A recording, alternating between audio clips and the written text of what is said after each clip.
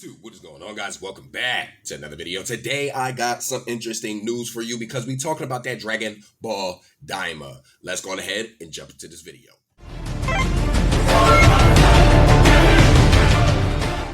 All right, guys, what is going on? Yo, you seen it in the title.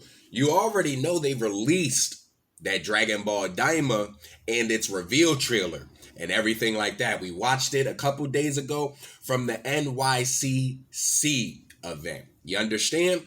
This time, it seems as though there is more of a broken down, how should I say?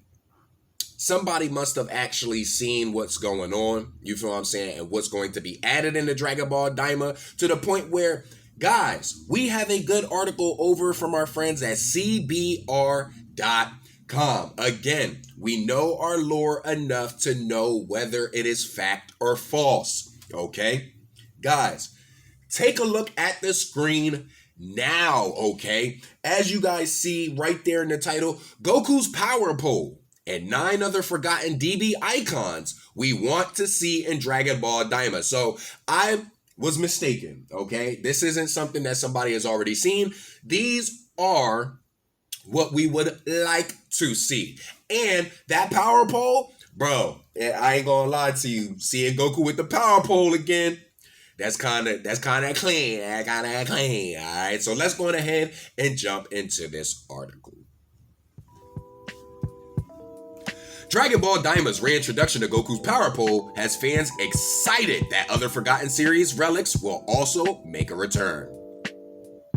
Dragon Ball Daima, an upcoming spin-off series that comes directly from franchise mastermind Akira Toriyama, has been confirmed for a fall 2024 release. Dragon Ball Daima sees Goku and the rest of the series' eclectic cast all get turned into children. Alright? This juvenile shift should be a curious way to rejuvenate the franchise, and it looks like these transformations will also incorporate some classic Dragon Ball items that haven't been seen in years. Dragon Ball Daima reunites Goku with his signature power pole weapon. However, fans are hopeful that other forgotten Dragon Ball items will also make a return.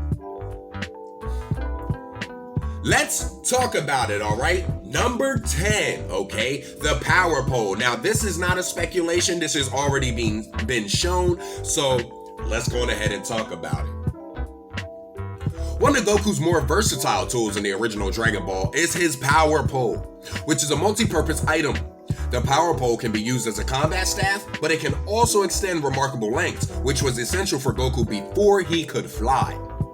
The power pole continues to appear in Dragon Ball Z and even GT, but it seems to once again be one of Goku's signature items in Dragon Ball Daima due to his newly disadvantaged state. There's also a nice sense of legacy behind the power pole, which Goku acquired from his adoptive grandpa Gohan, who in turn got it from Master Roshi. Alright, so the power pole is definitely going to be coming back because we automatically seen that. There is no speculation for that, okay? Let's hop into that number 9th spot, okay, which is the Battle Scouter, okay? This would be interesting to see the least because the simple fact of the matter that ever since, I believe it was the Namek Saga, we stopped really seeing these, okay? Because at that point, they were able to suppress their power. Vegeta broke his because he was able to suppress his power and all that other stuff, so he never needed it. He could scan because he found out that the Earthlings could suppress and scan Ki. So let's hop into it. Battle Scouters are prominent during Dragon Ball Z's earlier story sagas. These informative items are commonly associated with Saiyans, but they're actually a staple of Frieza's army. Battle Scouters can read an individual's power level and other vital pieces of information that are then relayed to the user.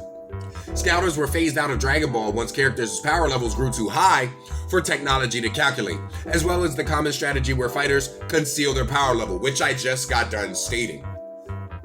That being said, Bulma could perhaps upgrade Battle Scouters, much like she did with the Dragon Radar, so that they once again become relevant. It's also possible that child versions of Dragon Ball characters means that Scouters will be applicable again. Now, this is interesting because the simple fact of the matter is, now that Goku's turned back into a child, does that mean that he forgot his powers? Like, can he not transform anymore? Like, that is still yet to come. What was this wish? Because just for them to be wished into kids can't be the only wish. They had to wish like their powers to be taken or something. Number 8, okay? Blood rubies. Now this right here, I have not seen for a grant, bro. Let's talk about the blood rubies, bro. Oh my gosh. Blood rubies are only present in the Dragon Ball movie, Curse of the Blood Rubies, which means that they aren't strictly part of the series' canon. However, there's such an interesting concept behind blood rubies that could be creatively harnessed in Dragon Ball Daima. Blood rubies are cursed treasures that contaminate everything around them. In Dragon Ball Curse of the Blood Rubies, those who acquire the blood rubies transform into horrible, dangerous monsters. Blood rubies could be weaponized in Dragon Ball Daima as a tactic where weaker villains can bulk up into intimidating monsters. I'm not gonna fold you. I can bang with this. I can get behind that. Because the simple fact of the matter, it would give Goku and Vegeta and all of them more of a sense of actually having to rely on fighting. You feel what I'm saying? And actually, if they do not have their Super Saiyan prowess and all of that stuff, yeah, this I can see this happening. This is kind of like what is the movie called? I can't remember it for the life of me, but where we got introduced to Turles and the fruit. But let's go on ahead and move on to number 7, okay? The Bansho fan, bro. I ain't seen this since Dragon Ball, bro. Oh my goodness. Dragon Ball's Bansho fan is significant in the sense that it helps bring Goku and Chi-Chi together in their first time together as a team. The Bansho fan becomes a crucial treasure during the final few episodes of the original Dragon Ball, where it's the essential tool to put out the intense flames on Fire Mountain.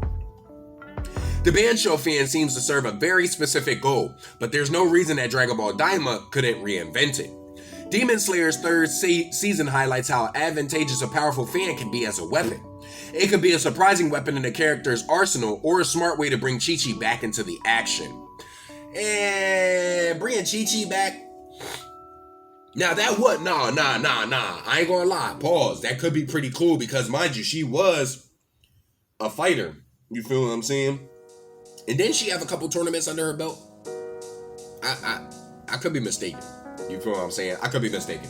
But let's go on ahead and move on to that number 6 spot. You feel where I'm coming from? That flying Nimbus and the dark Nimbus. Bro, this is automatically coming back because we already seen Goku fly it in the original reveal trailer, okay? Let's talk about it. Goku's flying Nimbus is a series staple that's largely associated with his power pole from the same era. The flying Nimbus allows pure-hearted individuals to ride it as transportation, and it becomes a generational item for Goku's family that's passed down to Gohan, Goten, and even Oob. Serious use of the flying Nimbus in Dragon Ball Daima would make for a fun change of pace. However, Dragon Ball very briefly introduces a dark Nimbus, which those of an impure nature can ride, with Mercenary Tao. A dark Nimbus that a villain takes advantage of would be a very exciting surprise. I ain't gonna lie to you. Imagine that real quick. Just imagine that really, really quick. You feel what I'm saying? Imagine Goku on the pure Nimbus and a villain on the dark Nimbus. And imagine it giving them certain properties. Like, you feel what I'm saying? Like extra power or extra speed. Like, we've never actually seen a Nimbus battle. You feel what I'm saying? So that could be pretty cool. That could be pretty cool. But guys, we are down to that number 5 spot. You know how it is. Before we even get up into it, go on ahead and make sure that you tap that notification bell so you know each and every time that I'm uploading these videos, baby. Guys, remember to go on ahead and like the video. Go on ahead. I'ma wait. I'm waiting. Oh, you did it already? Good luck. And then make sure that y'all subscribe to the boy. You feel what I'm saying? Because you know I stay out with these videos all the time. Make sure y'all doing that for your boy. But let's hop back into the video. In that number 5th spot, we have none other than the Battle Jacket, okay? Bro, I ain't gonna lie to you. with today's technology, these could be dangerous weapons, but let's hop into it. Dragon Ball's battle jacket is a mech-like suit that's primarily utilized by the Red Ribbon Army's top-ranking officials. This battle jacket helps ordinary humans like Commander Red or Officer Black hold their own against someone like Goku in combat. The disappearance of the battle jackets is largely because they're no longer a viable form of defense against Goku. However, there's no reason why weaker human heroes like Yamcha or Chaozu couldn't turn to the battle jacket as a way to stay relevant. Even non-fighters like Oolong, Puar, the Pilaf Gang, or the new baby versions of Goten and Trunks could benefit from the battle jacket use. I'm not gonna lie to you. I do not want to see this back. Do not bring this back into the anime. Do not bring this jacket back, bro. I do not see, the only way I can see this jacket being relevant is, like I said, if with the wish that was being wished for or granted, in a sense, also took away the power levels of Goku, Vegeta, their transformation levels and things like that, to the point where in GT, it was pretty much a reoccurrence to where they had to relearn it, in a sense, and reactivate it. You feel what I'm saying? Do not bring this battle jacket back into this show, bro. Do not do it, bro. Don't do it. Let's go on ahead and move on to that number 4th spot. You feel what I'm saying? And that's none other than the Blackwater Mist. The Blackwater Mist. Let's talk about it. You feel me? The Blackwater Mist becomes an important catalyst during the Garlic Jr. filler saga that occurs following Frieza's defeat. The Blackwater Mist used to belong to Garlic before it was safeguarded by Kami at his lookout. Garlic Jr. steals his father's concoction back, which is a viral mist that affects anyone in its vicinity and turns them into vampire-like demons who follow Garlic Jr.'s bidding. Blackwater Mist could be used in many unique ways in Dragon Ball Daima, whether it's a planet that's infected by it and functions like a ravenous hive mind, or another outbreak that turns Goku's friends and family into foes. This right here I can actually kind of get behind, only for the simple fact that this is in the realm of demons. You feel what I'm saying? This is a demonic item. Since we know Dragon Ball Daima, that the villain is a demon, which is why if you take a look in the video before, I'm gonna post it right here, make sure y'all look at that, I explain who could be the villains and I gave you demons, you feel what I'm saying, in a sense, all except for Tapion and Ooh, you feel what I'm saying.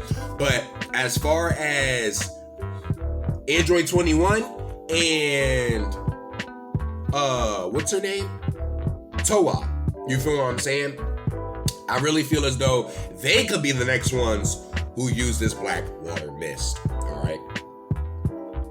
Let's jump into number 3. You feel what I'm saying? The capsules, bro.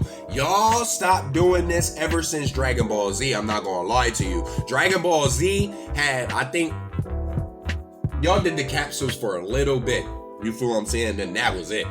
I think they stopped the capsules after the Android saga, if I'm not mistaken. Comment down below if I'm wrong.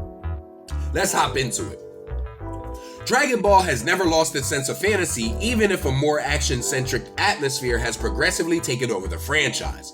Dragon Ball Daima looks like a satisfying return to the lighthearted and more fantastical adventures of the original Dragon Ball.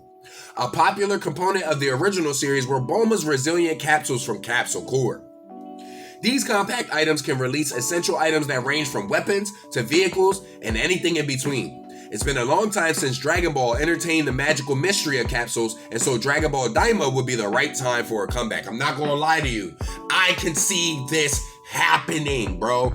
As much as these capsules was so convenient, bro, you could put a whole crib in a capsule, bro. A whole crib in a capsule. She threw that joint on the floor and remember, as a matter of fact, no, the last time capsules was used was in the Super Dragon Ball Broly movie. Remember when Goku came to planet oh my gosh, this is gonna kill me, Planet Vampa, where Broly is originally from. And remember, he talked with Broly, and I can't remember her name, but the shorty that Broly liked. Remember, she literally was like, yo, Goku, you coming back here for another round type joint? Nah, I'm here to train. Remember, he popped the capsule. He popped the capsule out. That was the last time they used capsules, bro. I'm not gonna fold you. Bring them back. Bring them back. Bring the capsules back. I can see a heavy use for the capsules in Dragon Ball Daima. That I agree with this 100%. 100%. All right. Let's talk about it. In that number 2 spot, you feel what I'm saying, is Chi-Chi's helmet, okay? Considering the fact that they are going to be turned back into kids, I see why this would be relevant. But let's go ahead and see what they're talking about. Chi-Chi is a Dragon Ball character who finds joy in her family and domestic life over martial arts after she marries Goku. Chi-Chi is a natural fighter, and her escapades in the original Dragon Ball include a special battle outfit that sports surprisingly dangerous headwear. Chi-Chi's helmet has a prominent blade that detaches and can be thrown like a boomerang. This blade is sharp enough to take out a dinosaur, but the helmet can also release lasers. Both Chi-Chi as well as her powerful helmet will be fun additions to Dragon Ball Daima. This one, like I said, you know what will also be pretty cool? Is because yes, Dragon Ball kind of hinted at it and showed it. Then you had Dragon Ball Z, they came out, talked about it for a little bit. Because Dragon Ball Z came and the tournament, the 23rd World Tournament, that's where him and Chi-Chi got married. Shortly after that, you don't really see too much of the Chi-Chi and Goku story. You feel what I'm saying? Giving us Chi-Chi and how she was in Dragon Ball Daima and more of a, how should I say, fleshed out storyline behind Chi-Chi and her martial arts, I bang with it. Especially with her in the outfit and stuff and her I'll bang with it.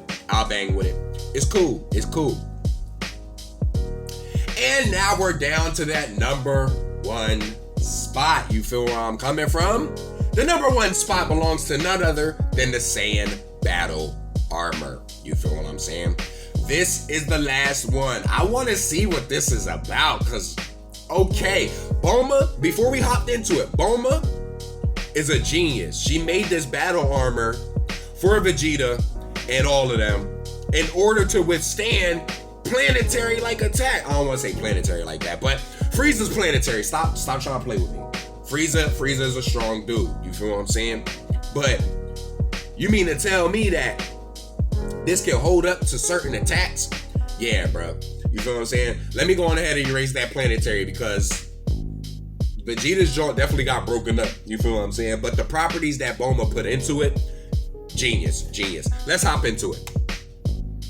Dragon Ball Saiyans come in many shapes and sizes, but a defining trait of these alien warriors early on in the franchise is that they're always wearing Saiyan battle armor.